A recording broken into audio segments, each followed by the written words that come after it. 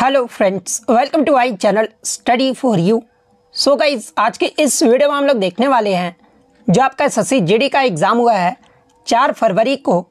उसके आधार पर हाल ही के एग्ज़ाम में टीसीएस के द्वारा जितने भी प्रश्न पूछे गए हैं उन सभी प्रश्नों को जो है इस वीडियो में डिस्कस करने वाले हैं।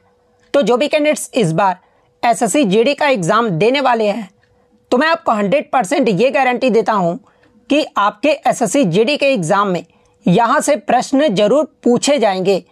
तो वीडियो को जो है लास्ट तक जरूर देखिएगा।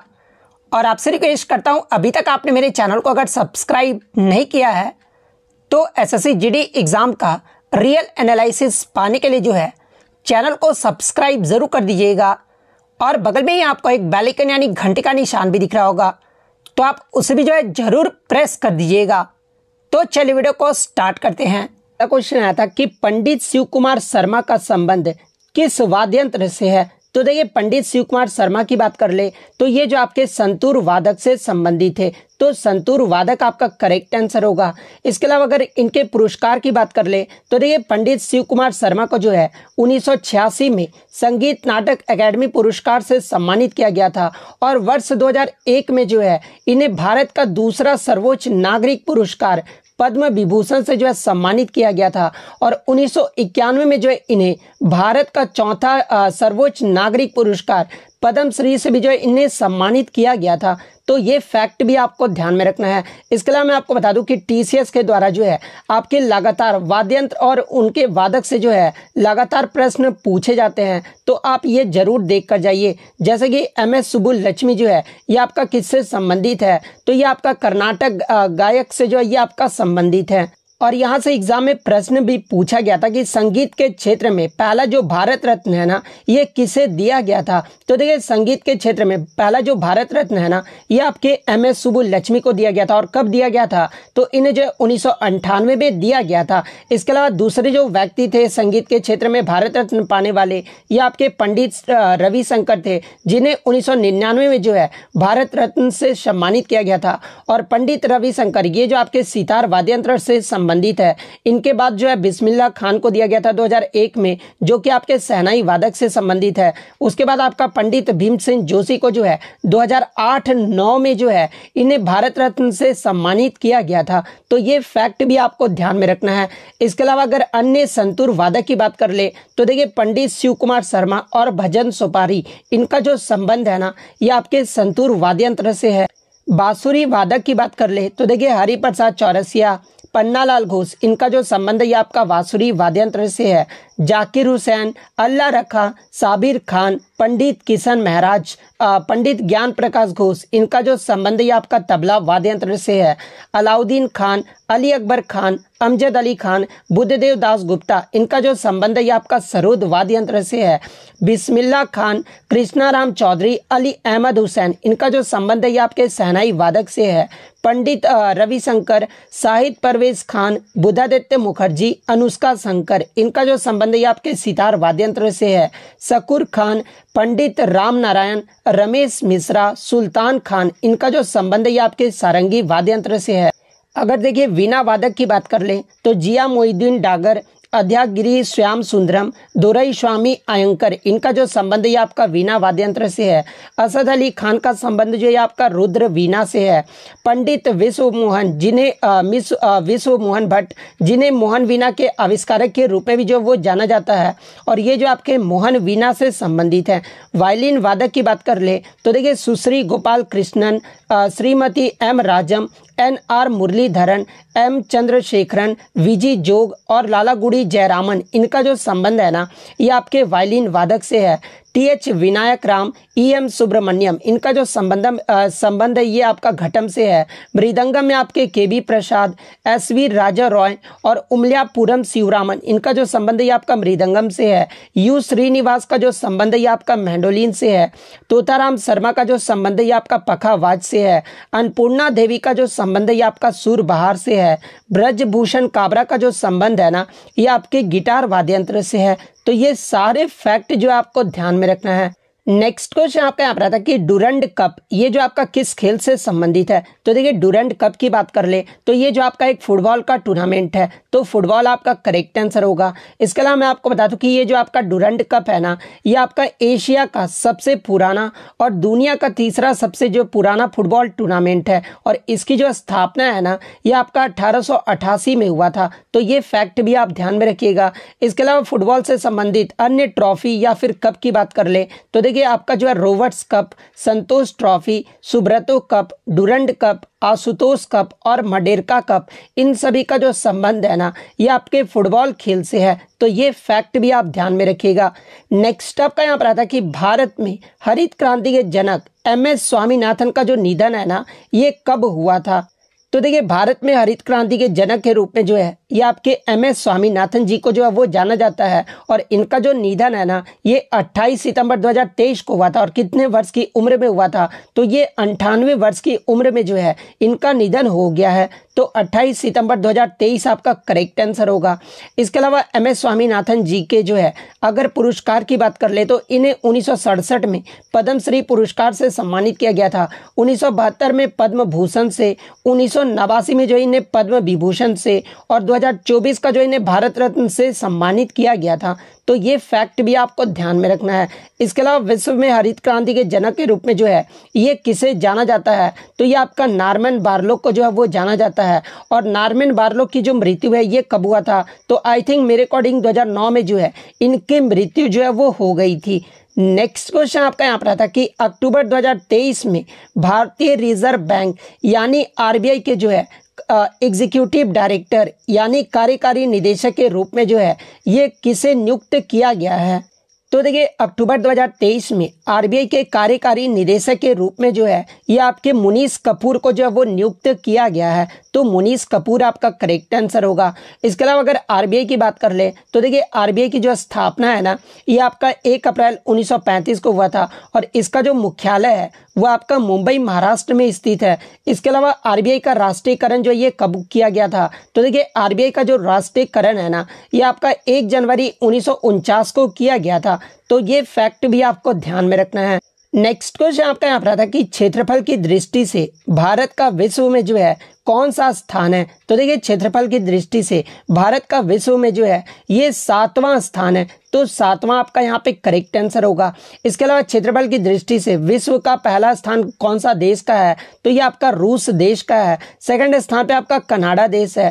थर्ड स्थान पे आपका संयुक्त राज्य अमेरिका है। फोर्थ स्थान पे जो आपका चीन है। फिफ्थ स्थान पे आपका ब्राजील है। सिक्स्थ स्थान पे जो आपका ऑस्ट्रेलिया है। 7वें पे आपका भारत देश है। 8वें पे अर्जेंटीना। 9वें पे आपका कजाकिस्तान। 10वें पे जो है अल्जीरिया देश है। तो ये फैक्ट भी आपको ध्यान में रखना है।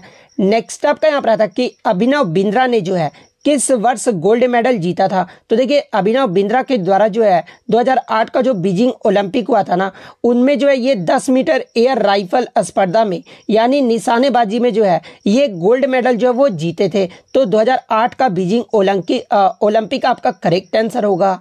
इसके अलावा मैं आपको बता दूं कि अभिनव बिंद्रा जो है ओलंपिक खेलों में व्यक्तिगत स्वर्ण पदक जीतने वाले जो है ये पहले भारतीय भी जो है वो बने थे। तो ये फैक्ट भी आपको ध्यान में रखना है।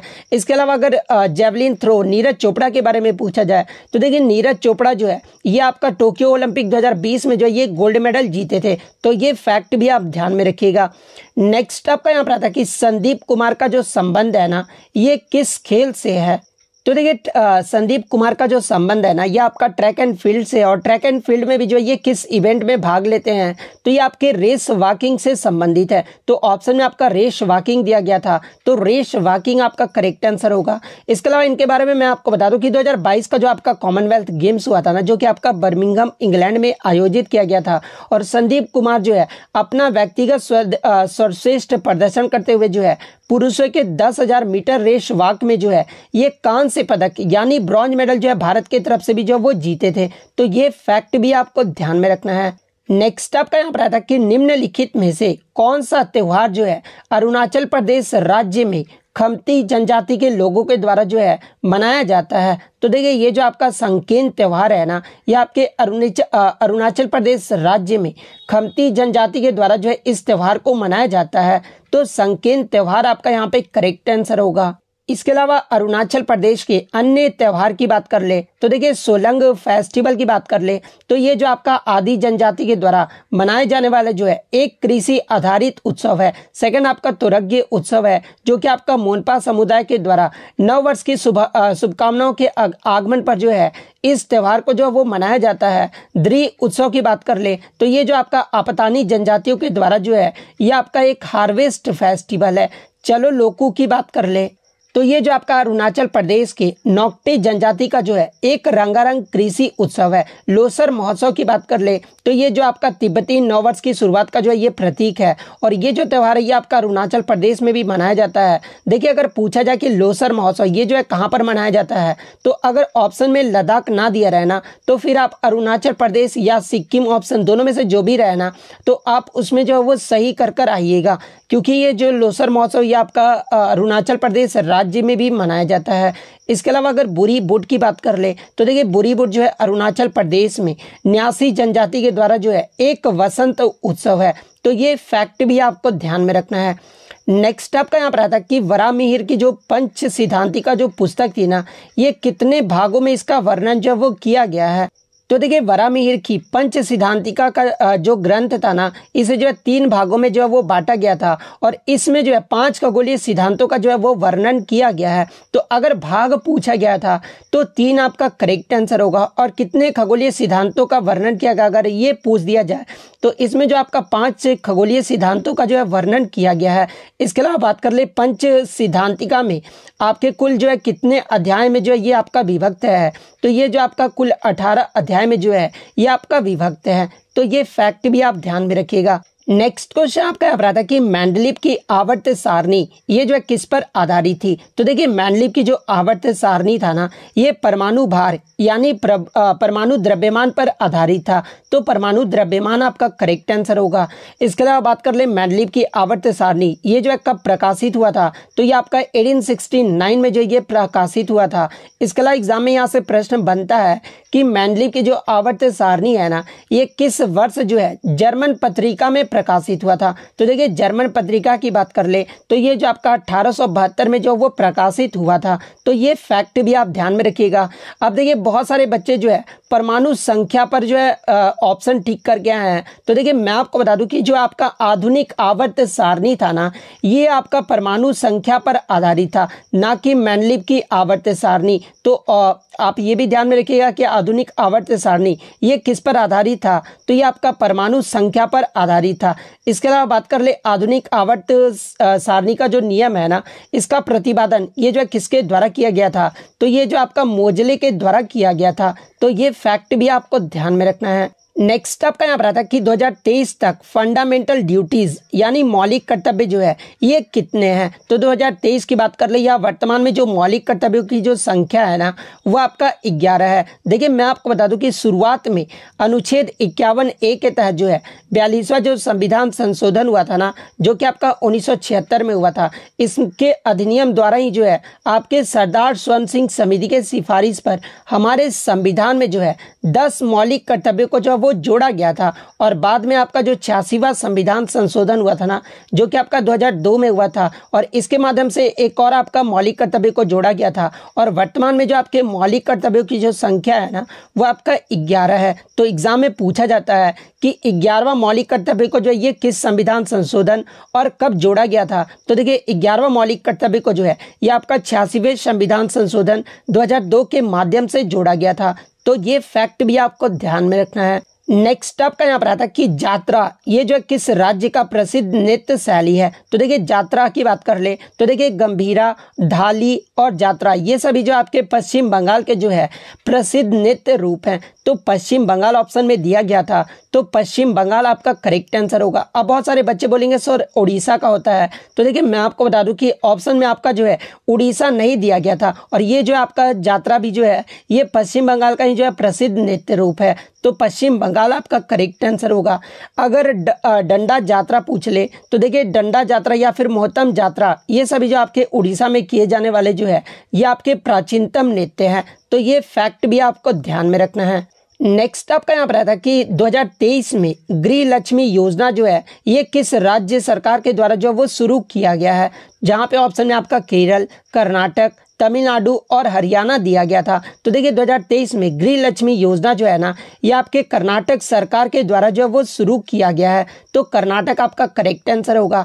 इसके अलावा मैं आपको बता दूं कि तेलंगाना राज्य के द्वारा भी जो है ये आपका गृह लक्ष्मी योजना जो है वो शुरू किया गया है, और छत्तीसगढ़ राज्य के द्वारा या फिर मध्य प्रदेश राज्य के द्वारा भी जो है ये गृह लक्ष्मी योजना जो है वो शुरू किया गया है, लेकिन ऑप्शन में आपका सिर्फ कर्नाटक दिया गया था, तो कर्नाटक आपका यहाँ पे करेक्ट आंसर होगा। नेक्स्ट आपका यहाँ पर आता है कि मोहिनी अट्टम ये जो है किस राज्य का एक शास्त्रीय नृत्य है। तो देखिए मोहिनी अट्टम की बात कर ले तो ये जो आपका केरल राज्य का जो है एक शास्त्रीय नृत्य है, तो केरल आपका करेक्ट आंसर होगा। इसके अलावा केरल का एक और आपका शास्त्रीय नृत्य जो कि आपका कथकली है, तो ये पॉइंट भी आपको ध्यान में रखना है। इसके अलावा अगर भरतनाट्यम के बारे में पूछा जाए तो देखिए भरतनाट्यम जो है ये आपका तमिलनाडु राज्य का जो है एक शास्त्रीय नृत्य है। नेक्स्ट क्वेश्चन आपका यहाँ पर आता है कि महान्यायवादी यानी अटॉर्नी जनरल ये जो है किसके प्रसाद पर्यंत जो है अपना पद धारण करते हैं। तो देखिए भारत के महान्यायवादी की बात कर ले तो ये जो आपके भारत के राष्ट्रपति द्वारा जो है संविधान के अनुच्छेद 76(1) के तहत जो है इन्हें जो है वो नियुक्त किया जाता है, और ये जो आपके राष्ट्रपति के जो है प्रसाद पर्यंत जो ये अपना पद जो है वो धारण करते हैं, तो राष्ट्रपति आपका करेक्ट आंसर होगा।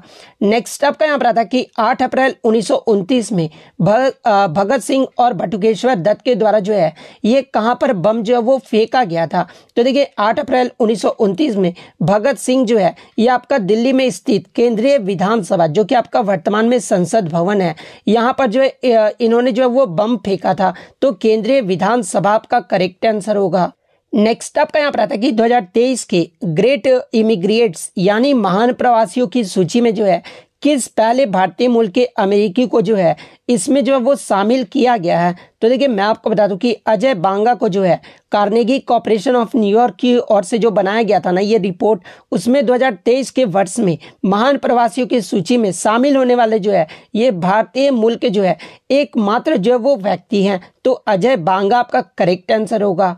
नेक्स्ट आपका यहाँ पर आता है कि अनएम्प्लॉयमेंट रेट यानी बेरोजगारी दर जो है ये कैसे मापी जाती है। तो देखिए बेरोजगारी दर को जो है ये आपके बेरोजगार श्रमिक से जब आप कुल श्रम बल को डिवाइड करोगे और 100 से मल्टीप्लाई करोगे तो ये जो आपका बेरोजगारी दर जो वो निकल कर आ जाएगा। तो इस प्रकार से जो आपका बेरोजगारी दर है ना वो मापा जाता है, तो ये ऑप्शन आपका यहाँ पे करेक्ट आंसर होगा। नेक्स्ट अगर हम लोग हिंदी की बात कर ले तो हिंदी में आपका जटिल का जो है विलोम शब्द पूछा गया था। तो देखिए जटिल का जो विलोम शब्द होता है ना वो सरल होता है, तो सरल आपका करेक्ट आंसर होगा।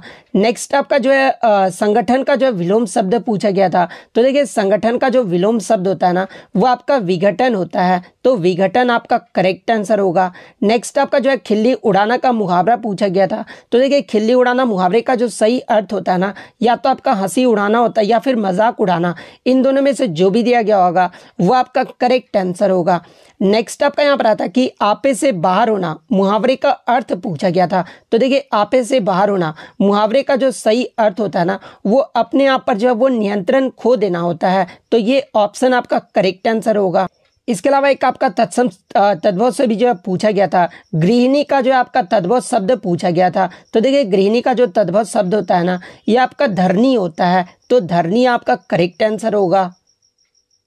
उसके अलावा अगर बात कर ले वस्त्र का जो है प्रवाची शब्द पूछा गया था, और बच्चों द्वारा पता चला कि ऑप्शन जो था वो आप थोड़ा सा डिफिकल्ट दिया गया था। तो देखिए वस्त्र के अगर सभी प्रवाची शब्द की बात कर ले तो देखिए अंबर होता है, पट होता है, पोशाक होता है, लिबास होता है, दुकुल होता है, परिधान होता है, चीर होता है, वसन होता है, वस्त्र होता है, आच्छादन होता है, अंशुक होता है और पहरावा होता है। तो इनमें से जो भी वस्त्र का प्रवाची शब्द दिया गया होगा वो मैंने आपको बता दिया है। नेक्स्ट आपका पवन का प्रवाची शब्द आया था।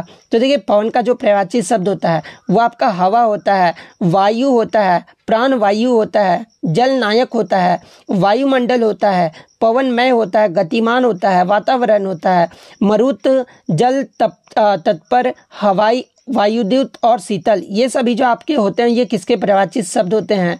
तो ये आपके पवन के प्रवाची शब्द होते हैं। तो इनमें से जो भी ऑप्शन में दिया गया होगा वो आपका करेक्ट आंसर होगा।